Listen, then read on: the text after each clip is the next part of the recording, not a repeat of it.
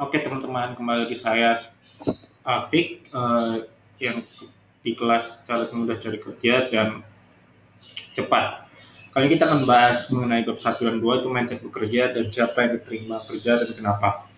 Jadi ya ini saya menjelaskan dulu, asumsinya kamu nggak pernah tahu sebenarnya kenapa orang bisa diterima kerja dan kenapa, makanya topik ini harus dibahas. Nah ini sebelum kita mulai ada sebuah meme. Jadi ini kalau kamu yang kurang tahu bahasa Inggris, artinya ini ada interview, ada orang perusahaannya sama orang yang lagi cari kerja. Dia nanya kenapa kami atau perusahaan harus merekrut kamu. Terus jawabnya ya karena kamu lagi buka lowongan, ya udah keterima. Ya ini kebanyakan orang-orang fresh graduate atau orang-orang yang cari kerja pertama kali mikirnya kayak ginilah, kenapa seseorang bisa bekerja. Iya memang pekerjaan itu terjadi karena ada lowongan kerja, tapi kan kenapa kamu keterima ya bukan karena lowongan kerjanya dibuka, karena ada hal-hal atau nilai-nilai lain yang kenapa kamu bisa keterima kerja. Ini dibahas. Nah, sebenarnya apa sih tujuan perusahaan buka lowongan kerja gitu?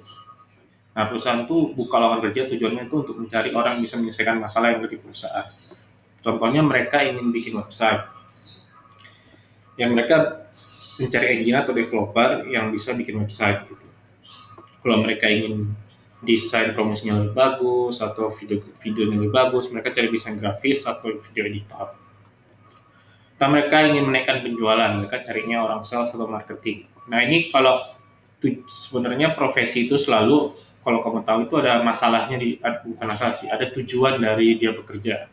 Nah tujuan itulah yang dicari oleh perusahaan sebenarnya, bukan kamunya. Jadi result dari yang ininya sebenarnya dicari oleh perusahaan. Nah ini nama profesinya aja sih. Kalau kamu nggak tahu resultnya ya kamu tanya teachernya, kalau profesi ini sebenarnya ngapain aja sih gitu. Nah kalau katanya bikin website, sekarang kamu cek di sebenarnya perusahaan itu butuh bikin website atau enggak. Nah itu biasanya nanti saya jelasin lagi ke bawah mengenai cara ngeceknya dan lain sebagainya. Tapi ini mindsetnya aja dulu. Jadi apa sih tugas kamu selama bekerja? Jadi tugas kamu bekerja itu adalah membantu perusahaan untuk menyelesaikan masalah mereka yang tadi. Jadi mereka mau bikin website sehingga kamu dapat gaji atau benefit yang kamu butuhkan. Karena kan cari kerja juga kalau kebanyakan orang butuh gaji. Nah, mindsetnya itu yang pertama kamu membantu dulu baru dapat gaji. Kalau kamu mintakan mau dapat gaji tanpa membantu ya kamu nggak bagus. Palingan ya kalaupun keterima palingan nanti 1-2 tahun udah ya bisa di PHK dan sebagainya dan karir kamu nggak bagus. Nah pertanyaan kedua itu selalu banyak nanya kenapa orang bisa keterima kerja dan kenapa. Nah orang yang keterima kerja adalah orang yang perilakunya baik dan cocok, bisa menyelesaikan masalah yang tadi, dan bisa meyakinkan mereka bahwa kamu bisa dengan gaji yang cocok. Nah ini kalimat simpelnya seperti ini sih. Jadi kenapa orang bisa keterima itu biasa ada 3 hal. Ada 1, 2, 3, ada 4 hal. Pertama perilakunya cocok, menyelesaikan budaya perusahaan, dan bisa meyakinkan bahwa kamu bisa dan gaji cocok. Ini yang keterima ya. Kalau kamu satu aja ini nggak ada, biasa sih sangat sulit keterima kerja. Terutama ini pun berurutan ya. Jadi yang kamu harus punya itu 1 perilaku dulu, 2 masalah, 3 meyakinkan kamu bisa, baru dengan gaji yang cocok gitu. Ini berurutan, bukan dari gaji dulu yang kamu minta, baru meyakinkan kamu bisa, baru menyelesaikan masalah, baru perilaku bagus. Enggak, ini berurutan ya. Ya. Banyak juga yang nanya apakah karena terima kerja karena orang dalam, ya itu salah satu, nanti saya jelasin dulu. Sebenarnya ini sih menyelesaikan masalah atau dia memang nggak etis saja. Orang dalam nggak ada masalah sebenarnya, tapi kalau misalnya etis, kalau nggak etis, nah itu yang berbahaya. Tapi kalau etis nggak masalah, nanti saya jelasin juga ke bawah. Nah, ini kita bahas satu-satu. Siapa yang keterima kerja mengenai perilaku dan budaya. Sebenarnya budaya dan perilaku itu beda-beda setiap perusahaan, tapi ada generalnya dan wajib dimiliki oleh setiap pekerja.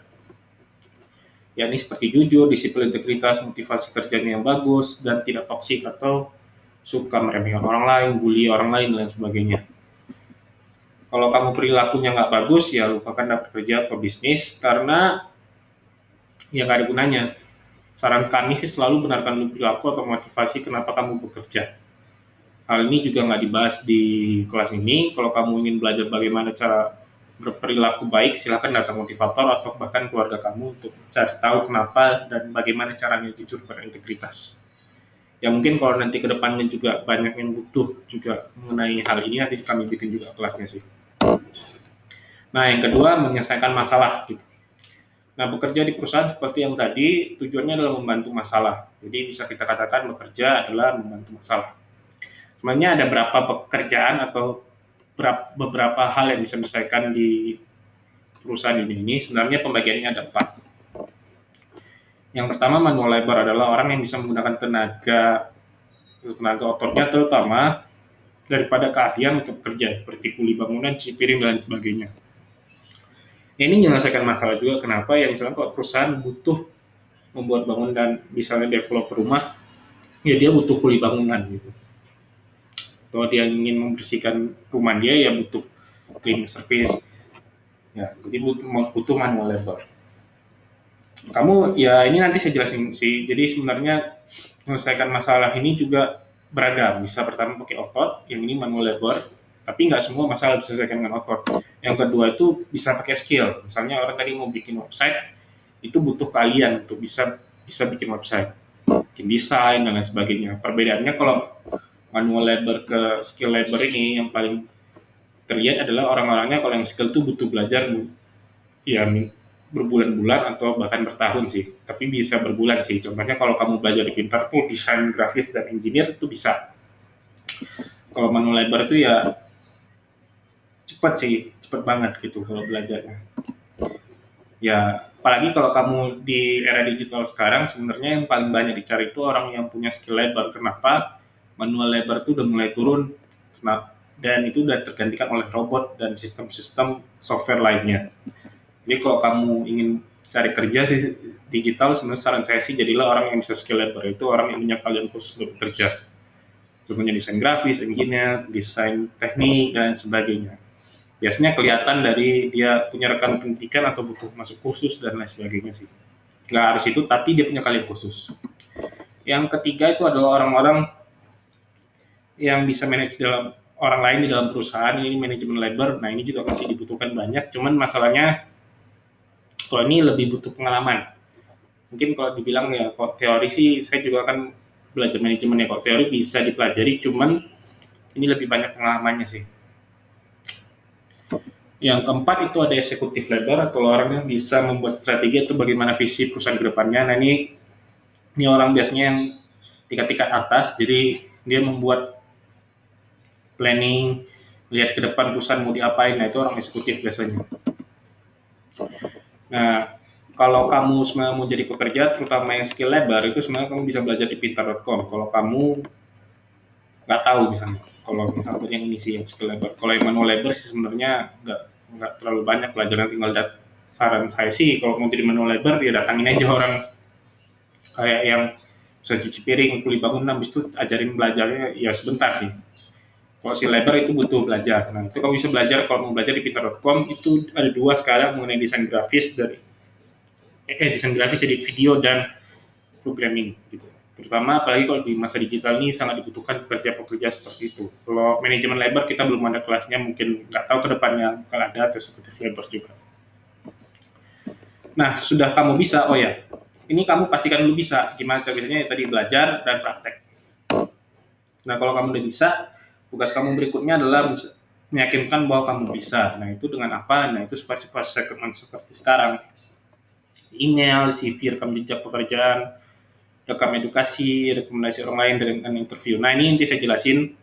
Jadi sebenarnya yang tadi kalau misalnya orang dalamnya itu rekomendasi orang lain. Jadi rekomendasi orang lain bahwa kamu bisa menyelesaikan masalah di dalam perusahaan gitu. Tapi kalau kamu sendiri nggak bisa menyelesaikan perusahaan, nggak bisa juga direkomendasikan orang lain ya, kecuali ya itu korupsi, KKN dan sebagainya, itu beda ceritanya. Tapi kalau bisa ya rekomendasi orang lain nggak ada masalahnya gitu. Ini salah satu opsi untuk meyakinkan ke perusahaan bahwa kamu bisa menyelesaikan masalah tersebut.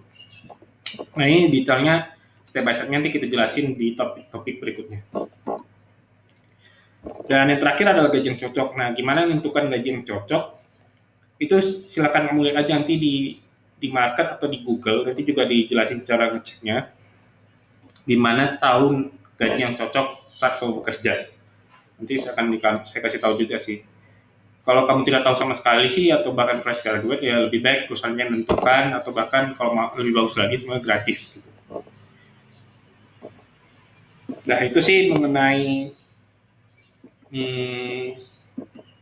yang topik 2 dan 1. Dan nanti yang kalau kamu tahu juga di judul kelas online ini bisa dapat bekerja dalam 7 hari setelah belajar ini. Itu bagi orang yang sudah mengerti hal ini semua, ini perilakunya bagus, bisa menyelesaikan masalah, tinggal nanti ngekat yang ini, karena yang biasanya yang bikin lama orang mencari pekerjaan itu yang bagian ini sih, dan gaji yang cocok. Nanti saya ajarin kenapa bisa dapat 7 hari. Yang ininya kamu harus wajib. Misal kalau kamu nggak bisa ini, ya belajar dulu. Ya nggak bisa 7 hari, ya harus belajar. Yang 1 dan 2 ini. Yang ininya nanti saya ajarin sih. Ini yang biasa bikin lama, bisa 3 bulan, bisa 6 bulan. Ya, sebenarnya nggak usah selama itu bisa. Udah sih mengenai mindset dan siapa yang terima kerja. Di berikutnya kita akan membahas sebenarnya pekerjaan apa yang cocok untuk kamu. Dan sampai jumpa.